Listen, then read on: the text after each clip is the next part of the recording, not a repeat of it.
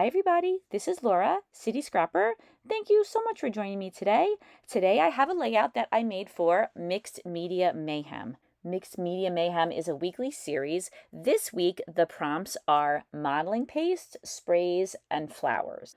The photo that I'm using this week is of both of my daughters, and this was taken at Witch Pix in Salem.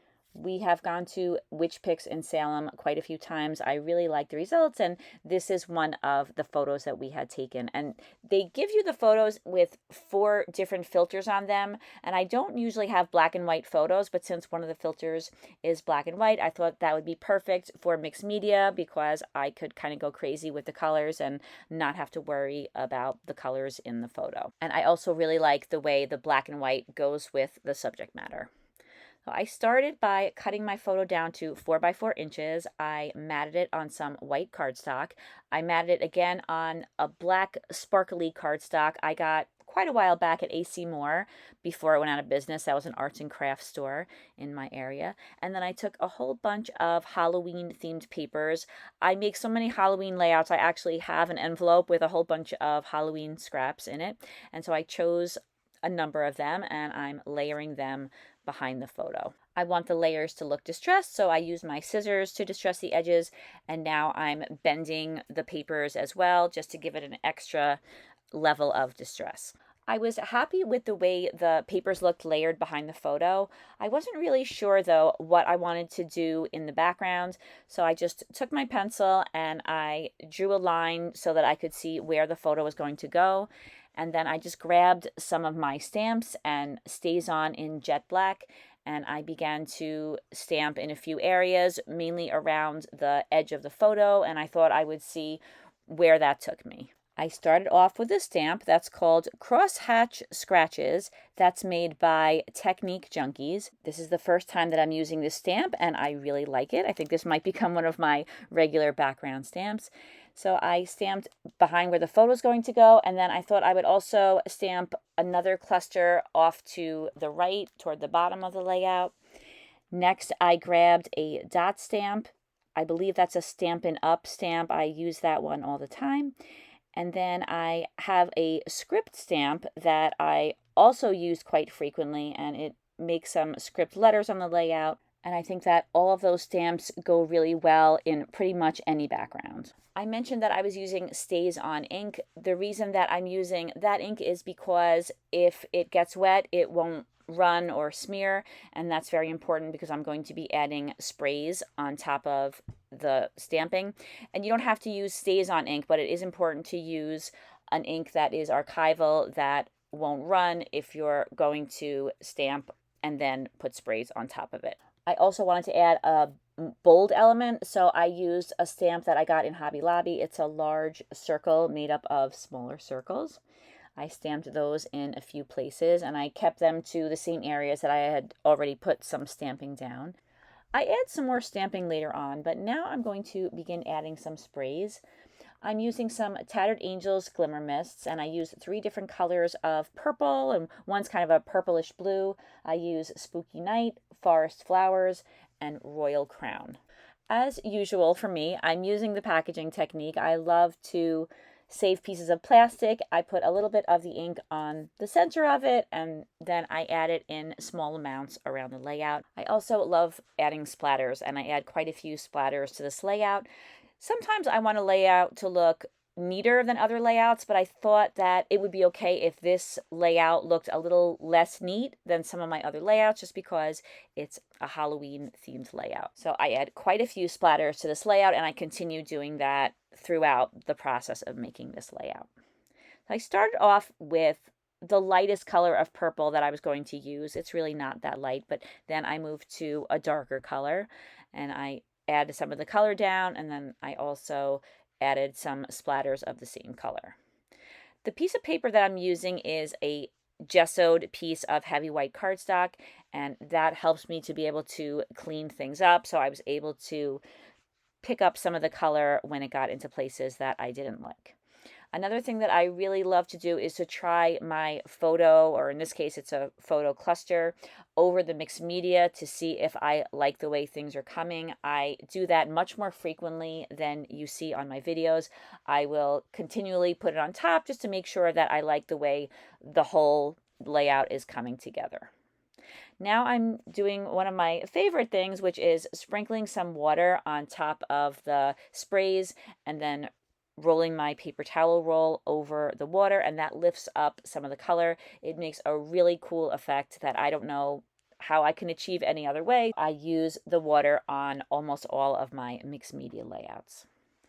Since we were challenged to use modeling paste, I'm using a stencil. I got this stencil from a My Creative Scrapbook kit. I believe it's a Vicky Bouton stencil, and I'm using it with some Liquitex white modeling paste. Once again, I'm using the modeling paste just in the areas that I've already put the stamping and the sprays down. I don't mind if the modeling paste or the sprays or the stamping goes a little bit out on its own, but I in general want to keep all of those elements together. Otherwise things just look too random for me. Although I think when it comes to mixed media, there are no hard fast rules, and experimentation is something that's really fun, and it's important to try because I know that I don't want to get to a point where I have a formula and I'm afraid to break away from it. Now I'm adding some black splatters. This is watered down black acrylic paint, and then I also add some white splatters to the background. That's also watered down acrylic paint. I like to add a few black splatters and lots of white splatters. I just love the way the white splatters look on top of the sprays. Now I'm going back in with a little bit more stamping. I like to add some stamping around the borders of the areas of color, and some of that got covered up, so I wanted to add a little bit more stamping. Now I'm adding a few more splatters. This time I'm using the sprays to add some purple splatters to the background. I tried to aim the splatters to go around the outside edge of the areas of color. Of course, splatters splatter, so it's nice when there's gesso in the background. You can pretty much clean up anything that you want to if you get splatters in places that you're not happy with.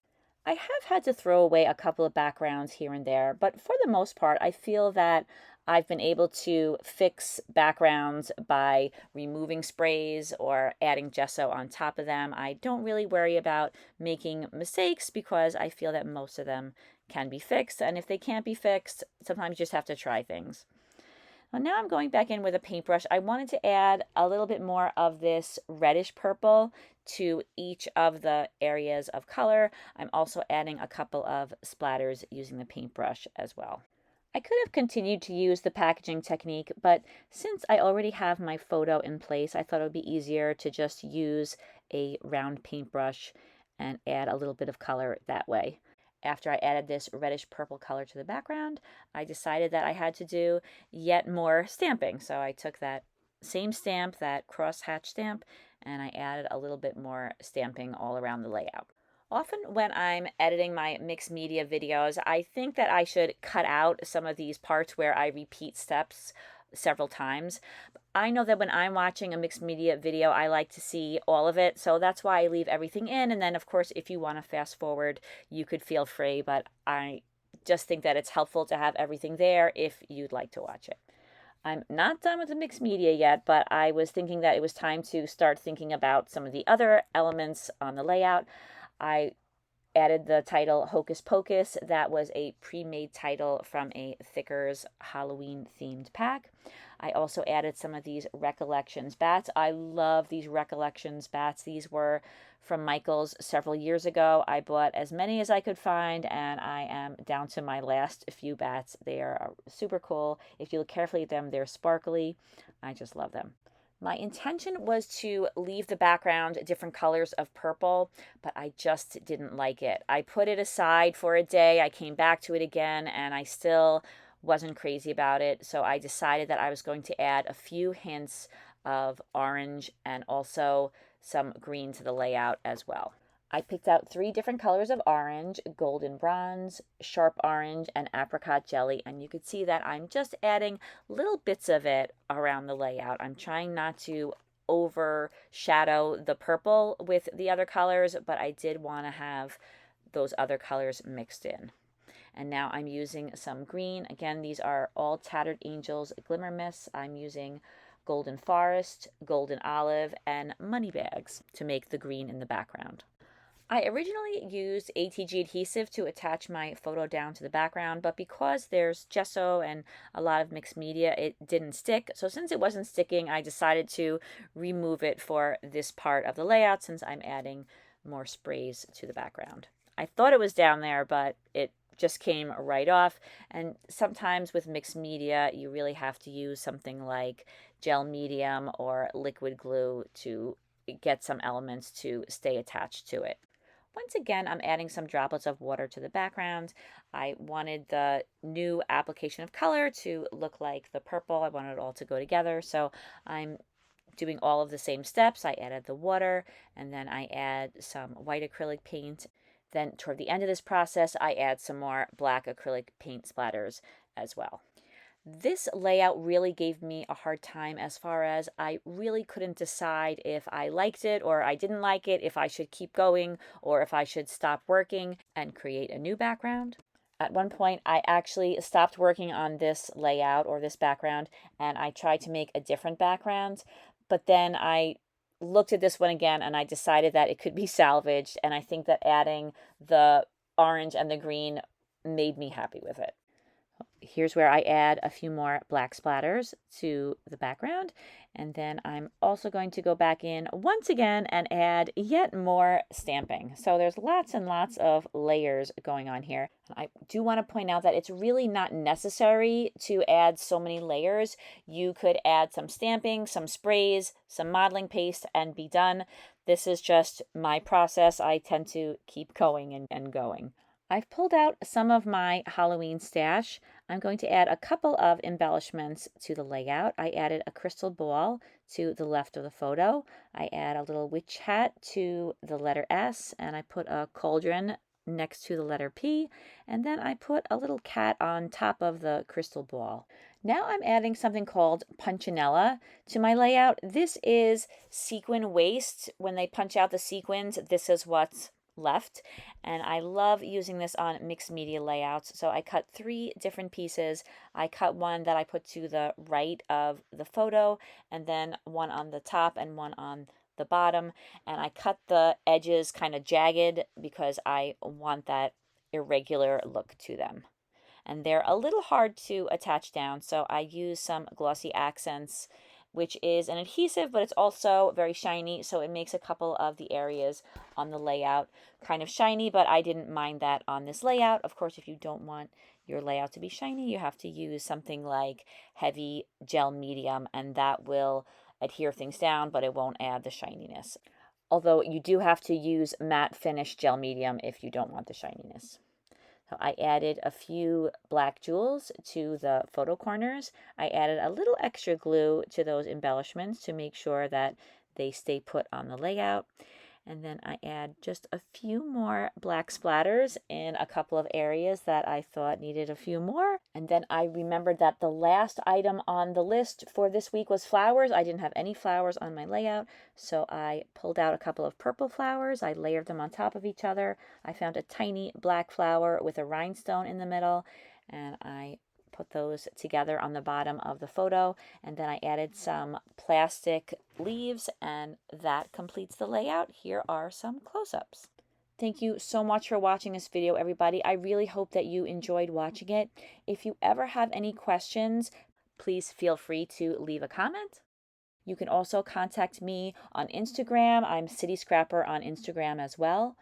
In the description box of this video, you'll find links to the channels of all the other collaborators of Mixed Media Mayhem. I'm looking forward to seeing what everybody created with sprays, modeling paste, and flowers this week. I will be back again next week with another Mixed Media Mayhem, and I hope that you have a great day. I'll see you then. Take care, everybody. Bye-bye.